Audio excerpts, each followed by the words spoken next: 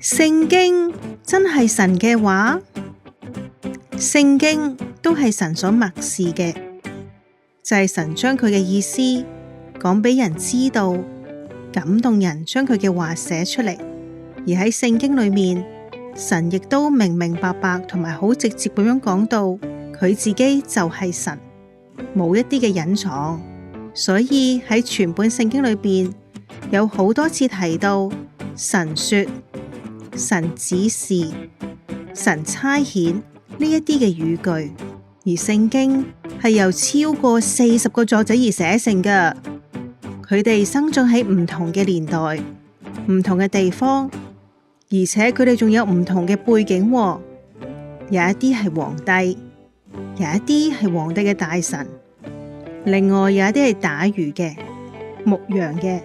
而全本聖經用咗超過1600多年嚟寫成。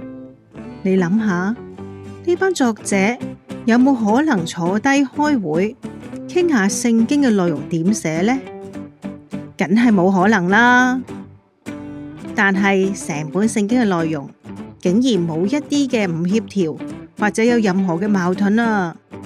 聖經裏邊提到嘅科學知識都係非常嘅準確。喺古代嘅時候，嗰度嘅人佢哋冇先進嘅科技，亦都冇科學儀器，但係聖經已經講到地球係圓嘅，又講到地球漂浮喺太空嘅觀念，仲提到水嘅循環。究竟當時寫聖經嘅人點解會知道嘅呢？聖經裏邊有好多嘅預言都已經準確咁應驗咗啦，例如關乎以色列復國嘅預言都已經一一咁應驗。呢一切都證明咗聖經真係神嘅話嚟㗎。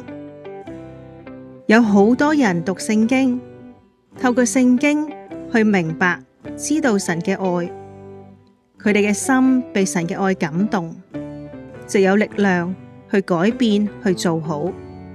神嘅話真係充滿晒能力，聖經絕對唔係淨係白紙黑字。當我哋信聖經，根據神嘅話咁樣嚟生活，咁樣我哋就一定會幸福快樂啦。聖經真是神的話，人的頭腦想不出來。不同年代，不同作者，聖經內容沒有不妥。聖經真是神的話，預言仍然人人看見。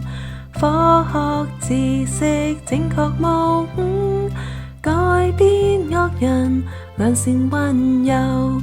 珍貴珍貴神的話，相信他的話。